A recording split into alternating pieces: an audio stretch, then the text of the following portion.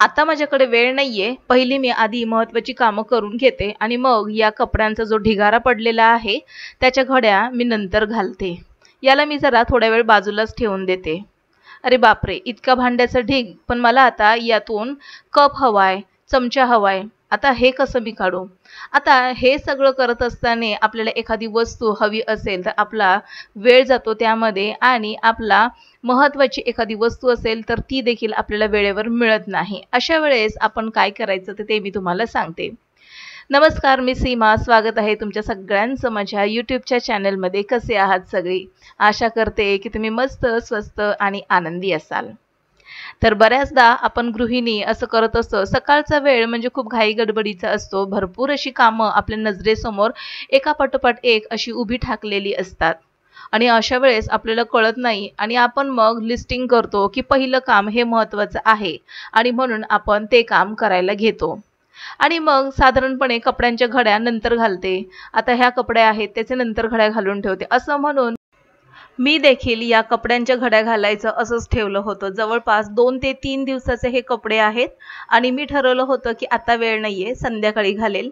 संध्याकाळी वेळ नाहीये, रात्री घालेल किंवा मग रात्रीच वेळ नाहीये, दुपारी वगैरे ह्याच्या घड्या घालेल. आणि बघता बघता इतका कपड्यांचा ढिगारा साचला. आता या कपड्यांच्या घड्या घालायचा देखील इतका कंटाळा आलेला आहे कारण की कपड्यांचा ढीगच तितका साठलेला आहे. अशा वेळेस मी काय करते, सगळे कपडे सॉर्ट आउट करून ठेवते.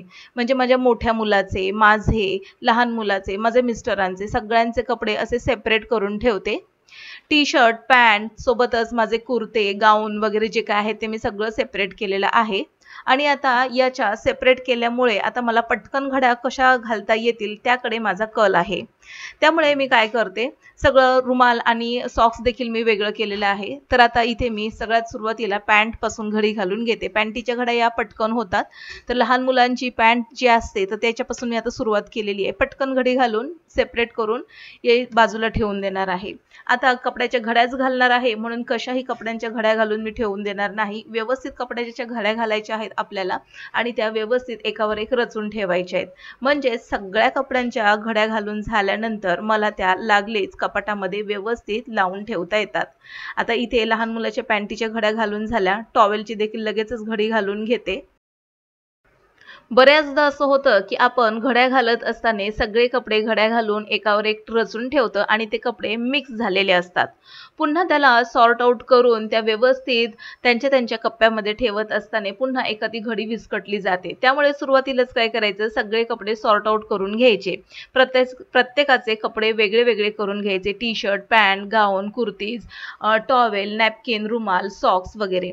आणि मग घड्या ह्या घालतानाच आपण सेपरेट या ठेवून देखील घ्यायच्या. आता इथे बघा मी टी शर्टची घडी घालून घेते आणि आता इथे टी शर्टच्या घड्या देखील मी कशाही न घालता व्यवस्थितच घड्या घालून देणार आहे. म्हणजे माझं कपाट देखील व्यवस्थित लावल्यासारखं मला दिसेल. त्याला पुन्हा मला जास्तीचा वेळ द्यावा लागणार नाही. तर बघा आता हे असं टी शर्टची मी घडी घालून घेतलेली आहे आणि लागलीच आता बाकीच्या टी शर्टच्या देखील मी अशाच घड्या घालून घेते. तर जवळपास अर्ध्या टी शर्टच्या घड्या घालून झालेल्या आहेत आणि हे टी शर्टच्या घड्या घालून झाल्यानंतर देखील मी लहान मुलाचे टी शर्ट वेगळे, मोठ्याचे वेगळे, मिस्टरांचे वेगळे अशा पद्धतीने घड्या घालून सेपरेट करून घेतलेले आहेत.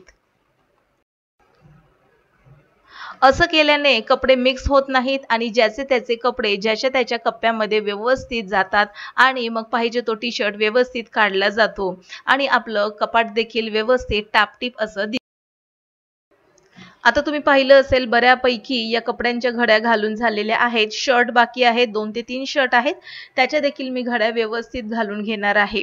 आता या कपड्यांना इस्त्री वगैरे मी काहीच केलेली नाहीये, तरी देखील आपण इस्त्री करून झाल्यानंतर जशा घड्या घालतो टी शर्टच्या किंवा मग शर्टच्या तर तशाच घड्या आपल्याला आता देखील घालायच्या आहेत.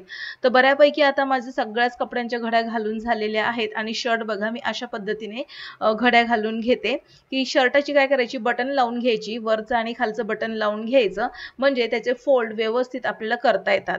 बऱ्याचदा असं होतं की आपले हे जे टी शर्ट असतात ते आपण कधी प्रेस केलेले नसतात आणि आपल्याला ते घालायचे असतात. अशा वेळेस जर आपण अशा घड्या करून ठेवल्या तर आयत्या वेळेला हे टी शर्ट एकावर एक रचल्यामुळे काय होतं, त्या टी शर्टच्या ज्या सुरकुत्या पडलेल्या असतात त्या देखील निघून जातात आणि टी शर्ट हा प्रेस केल्यासारखा जरी दिसला नसेल तरी देखील तो टापटीप थोडाफार तरी दिसतो.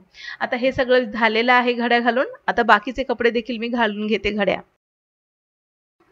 आता इथे पॅन्टीचे देखील घड्या घालून घेतलेल्या आहेत मी. जीन्स पॅन्टचे जेवढ्या आहेत त्या सगळ्या घड्या घालून मी व्यवस्थित सेपरेट ठेवलेल्या आहेत आणि स्पोर्ट्सचे जेवढे कपडे आहेत ते मी वेगळे केलेले आहेत. आता इथे जे माझे कुर्तीज आणि गाऊन वगैरे आहे त्याच्या घड्या घालून घेते सगळ्या. गाऊनची देखील मी अशाच पद्धतीने घडी घालून घेते. आता इथे मी घड्या दाखवत आहे म्हणजे तुम्हाला देखील समजेल की कपड्यांच्या घड्या आपण अशा पद्धतीने जर घातल्या तर कपडे व्यवस्थित आपले टापटीप राहतात आणि सुरकुत्या कमी पडतात. आता सगळ्या कपड्यांच्या घड्या घालून झालेल्या आहेत. सॉक्स देखील मी इथे व्यवस्थित रोल करून ठेवलेले आहेत, म्हणजे आयत्या वेळेला सॉक्सचं जोडी देखील हरवणार नाही आणि आपल्याला लगेचच हे सॉक्स आपल्या हाताशी लागतील. आता हे सगळे कपडे मी आता कपाटामध्ये ठेवून देते. आता हे मी कपडे सॉर्ट आउट केल्यामुळे मला कपड्यांच्या घड्या घालणं सोपं झालं आणि आता हे बघा मी अशा पद्धतीने माझं कपाट व्यवस्थित लावून घेतलेलं आहे. तर अशा पद्धतीने कपड्यांच्या घड्या तुम्ही देखील नक्कीच घाला आणि आपला वेळ वाचवा, सोबतच तुमचे जे कपड्यांचा जो ढिगारा आहे तो देखील तुम्ही कमीत कमी वेळामध्ये आवरू शकता. जसं मी कपड्यांच्या घड्या घालत असताना कपडे सॉर्ट आउट करून घेतले आणि लवकरात लवकर त्या घड्या घालून व्यवस्थित कपाट माझं सेट करून घेतलं.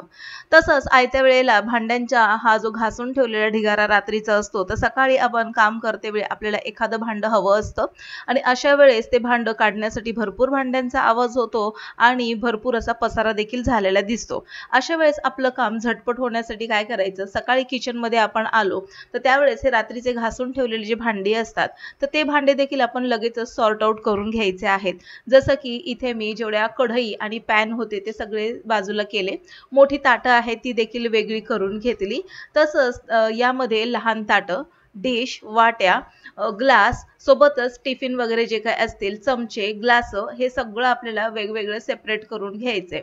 आता हे सेपरेट करून झाल्यानंतर पटापट आपल्याला या किचनच्या ट्रॉली ज्या आहेत त्याच्यामध्ये आपण लावून घ्यायचे आहेत.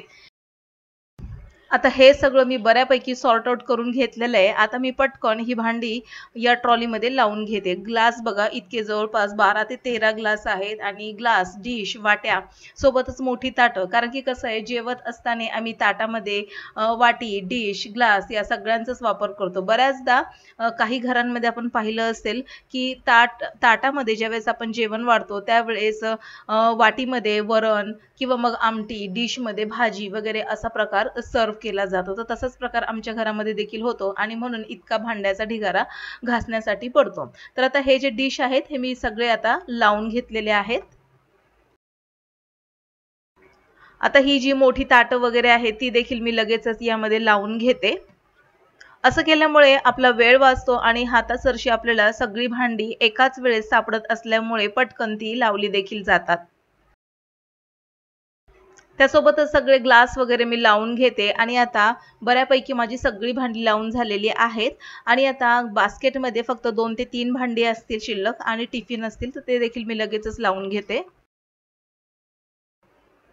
अशा पद्धतीने आपण व्यवस्थित शिस्तबद्ध कपडे आणि भांडी सॉर्ट आउट करून जर व्यवस्थित लावली तर लागणारा वेळ देखील कमी जातो आणि आपलं किचन सोबतच आपलं कपाट आणि बेडरूम व्यवस्थित टापटीप दिसतं. उगाचच भांड्यांचा पसारा आणि कपड्यांचा पसारा आपल्याला जाणवणार नाही. तर फक्त या 2 गोष्टींमुळे आपल्या घरामध्ये पसारा जाणवतो. तो हा पसारा मी अशा पद्धतीने आवरत असते. तर आजच्या व्लॉगमध्ये इतकंच. भेटू पुन्हा नवीन एका इंटरेस्टिंग व्लॉगमध्ये. आणि हो, आजचा व्लॉग आवडल्यास नक्कीच लाईक आणि शेअर करा, सबस्क्राईब देखील करा. भेटू पुन्हा नवीन एका इंटरेस्टिंग व्लॉगमध्ये. तोपर्यंत बाय बाय.